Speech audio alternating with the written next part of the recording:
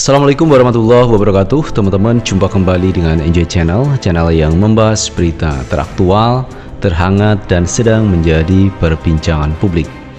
Sahabat Enjoy Channel, kali ini yang akan kita bahas pasca KPU mengumumkan perolehan suara Prabowo lebih tinggi dari Anies maupun Ganjar Pranowo. Dan setelah itu ada ucapan selamat dari beberapa politisi mengucapkan selamat kepada Pak Prabowo Subianto atas perolehan suaranya. Bahkan ada yang mengatakan bahwa Pak Prabowo menang atas Anies maupun Ganjar. Walaupun teman-teman, masalah ini belum sampai kepada gugatan ke Mahkamah Konstitusi. Tetapi pada detik ini teman, ketika Pak Prabowo diumumkan sebagai calon presiden dengan suara terbanyak, maka ada ucapan selamat termasuk dari Pak Surya Paloh mengucapkan selamat kepada kemenangan dari Prabowo Subianto. Nah, bagaimana sikap Anies Baswedan menanggapi hal ini?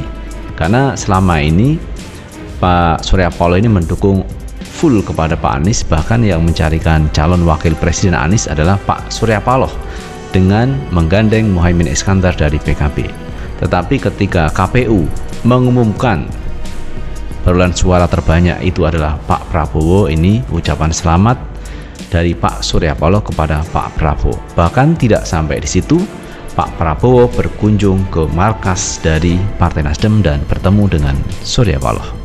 Lalu bagaimana tanggapan Pak Anies Baswedan? Nah teman, kita akan lihat bagaimana pandangan yang positif dari Pak Anies Baswedan. Tonton video yang satu ini.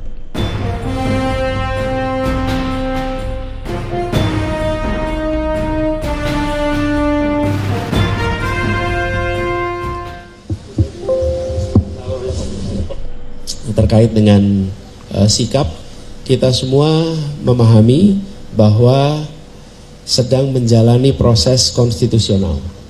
Partai politik memiliki hak konstitusional dan partai politik juga memiliki sikap yang harus dihormati. Jadi kami menghormati, menghargai, dan insya Allah kita terus sejalan di dalam mengusung gagasan perubahan untuk demokrasi yang lebih baik. Jadi di aspek itu kita bersama-sama dan kita saling menghormati. Kita juga menghormati langkah yang diambil oleh semua partai-partai lain, dan harapannya nanti kita akan melihat demokrasi kita bisa lebih baik ya. Nah itu sahabat Enjoy Channel, pandangan dari Pak Anies Baswedan ketika Pak Surya Paloh mengucapkan selamat kepada Pak Prabowo dan juga Pak Prabowo berkunjung ke tempatnya Partai Nasdem dan disambut Pak Surya Paloh. Artinya apa? Pak Anies berpikir positif bahwa apa yang dilakukan itu semata-mata karena partai politik itu punya pandangan, punya langkah sendiri dan punya kebijakan sendiri untuk mengambil sikapnya pasca Pilpres 2024. Bahkan kalaupun nanti pada akhirnya Pak Surya Paloh berkoalisi dengan Pak Prabowo Subianto juga tidak ada masalah. Karena partai politik punya hak, partai politik punya kebijakan, punya keputusan kepada siapa dia akan berkoalisi, apakah beroposisi atau berkoalisi. Tetapi sebaiknya menurut saya teman, ketika misalkan nanti di MK diputuskan Prabowo menang dan Anies maupun Ganjar kalah, sebaiknya yang kalah itu berada di oposisi. Karena demokrasi itu akan jalan kalau ada yang oposisi. Jadi ada yang mengoreksi pemerintah, ada yang mengawasi pemerintah. Itu akan jauh lebih sehat daripada semua bergabung kepada pemerintahnya, misalkan yang menang Pak Prabowo. Itu tidak akan sehat. Kenapa begitu? Karena orang yang tidak ada kontrol ini akan cenderung diktator, akan sewenang-wenang karena tidak ada yang mengontrol. Tetapi kalau yang mengontrol kuat, maka pemerintah juga akan hati-hati. Nah, terkait hal ini teman, ini juga ada pandangan dari tim Anies Baswedan, tim hukum Anies Baswedan yang mengajukan gugatan ke Mahkamah Konstitusi karena Pilpres ini belum berakhir teman, karena masih ada gugatan di Mahkamah Konstitusi. Apa yang terjadi nanti kita juga tidak tahu. Nah, ini teman pandangan dari tim advokasi dari Anies Baswedan. Jadi yang kami sampaikan dalam naskah kami, intinya adalah permasalahan pencalonan wakil presiden, calon wakil presiden di 02. Dari awal proses tersebut bermasalah, dan lanjutan masalahnya luar biasa, karena kebetulan calon wakil presiden ini adalah anak seorang presiden, sehingga membawa dampak yang begitu luar biasanya.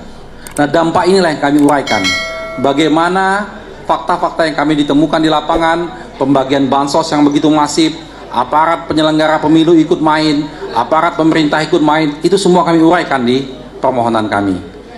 Jadi seandainya nanti ini diterima sebagai satu argumen yang kuat oleh Mahkamah Konstitusi, tentunya kami mengharapkan dilakukan pemungutan suara ulang tanpa diikutin oleh calon wakil presiden 002 yang saat ini. Dan itu diganti, calon wakilnya silakan siapa saja diganti.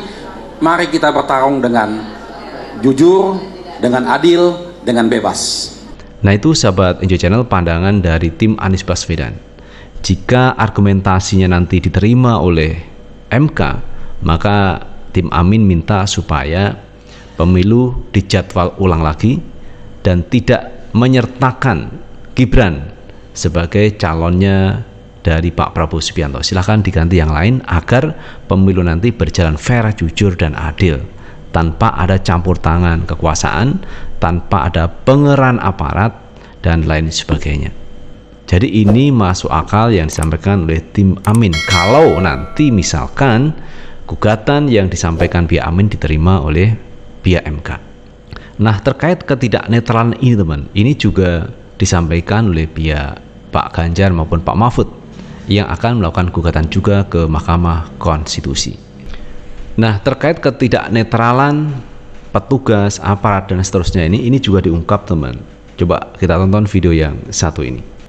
Saya kemarin mendapatkan informasi, saya sudah mendapatkan data tentang ketidaknetralan aparatur kita di lingkungan pemerintah. Mulai dari camat sampai lurah data ini. Saya sudah mendapatkan data dari 16 kecamatan, 177 kelurahan. Semua berpihak pada salah satu calon. Sangat sedih saya mendapatkan data ini. Dan data ini valid. Saya pengen menyampaikan kepada seluruh perwakilan kecamatan, perwakilan kelurahan, sampaikan ke camatmu, sampaikan ke lurahmu. Ketok, harus hentikan semua upaya-upaya yang dengan lakukan. Camat, lurah, sampaikan, hati-hati, sehingga kemudian hentikan hari ini, sudah stopkan. Nah, itu sahabat Enjoy Channel temuan dari pejabat, di mana pejabat tersebut dari lurah, camat, dan seterusnya itu tidak netral dalam Pilpres 2024 dan mendukung salah satu paslon. Ini ketidaknetralan. Mestinya teman ya, aparat yang tidak netral ini ditindak oleh pemerintah pusat, oleh Pak Jokowi. Kenapa pemerintahan di daerah ini kok tidak netral? Bukankah Pak Jokowi pernah menyampaikan supaya pejabat ASN, TNI, Polri itu harus netral? Tapi ternyata ini ada pejabat pemerintahan yang tidak netral. Mestinya Pak Jokowi bertindak. Tetapi sampai hari ini tidak ada pernyataan apapun dari Pak Jokowi mengenai ketidaknetralan orang-orang yang pernah disebut, pejabat yang pernah disebut oleh Pak Jokowi. Kenapa diam Pak Jokowi? Harusnya Pak Jokowi ini segera melakukan tindakan, melakukan reshuffle atau pergantian atau pemecatan terhadap pejabat publik yang tidak netral di Pilpres 2024. Karena sebelumnya Pak Jokowi pernah mengatakan ASN, TNI, Polri harus netral.